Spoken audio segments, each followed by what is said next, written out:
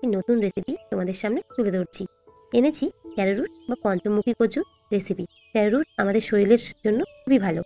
তো প্রথমেই আমি পঞ্চমুখী কচুগুলোকে নিয়ে উপরের যে খোসা আছে সেটাকে চাকু বা চামচ দিয়ে খুব ভালো মতন পরিষ্কার করে নিতে হবে। পরিষ্কার করা হয়ে গেলে জল দিয়ে আগে ধুয়ে নেব।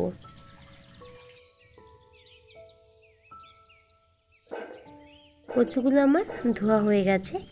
এবার আমি কচুগুলোকে লম্বা লম্বা পিস করে কেটে নেব, যাতে কচুগুলি বয়েল হতে খুব সুবিধা হয়।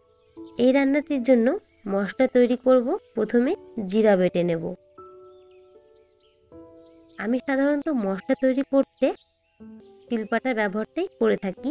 এবার আমি দিব চামচের মতন গোটা ধনে।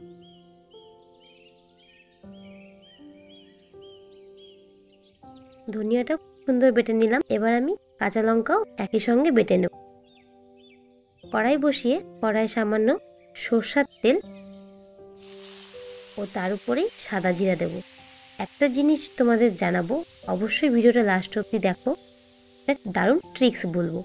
জিরা ভেজে একটু আমি উঠিয়ে রাখলাম। এবার সেই তেলেই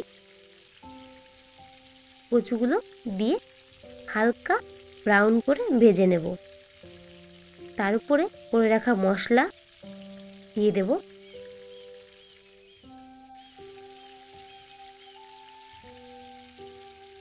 এবং লবণ হলুদ সঙ্গে দিয়ে ভালো মতন মশলাটাকে ভেজে নেব।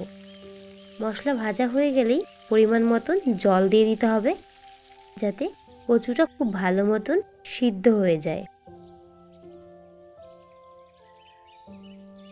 এরই মাঝে আমি বাইরে চলে আসলাম। বাইরের ওয়েদারটা সত্যি ভীষণ ভালো ছিল।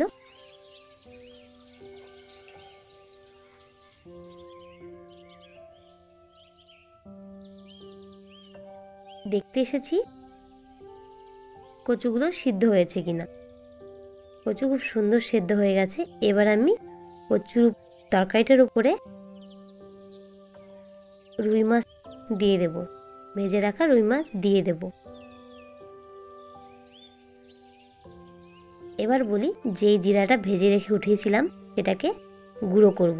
গুঁড়ো করে যখন তরকারিটা আমার হয়ে আসবে, ঠিক এই পর্যায়ে আমি হালকা ঝোল উঠিয়ে উঠিয়ে জিরা ভাজাটাকে তরকারির সঙ্গে মিশিয়ে দেব। অবশ্যই কচুর তরকারি রান্না করলে তোমরা এইভাবে করো, খুব খেতে খুবই ভালো হয়। আর ভিডিওটি কার কেমন লাগলো অবশ্যই আমাকে কমেন্ট করে জানিও। পাশে থেকে অনেক অনেক সাপোর্ট করো। ধন্যবাদ।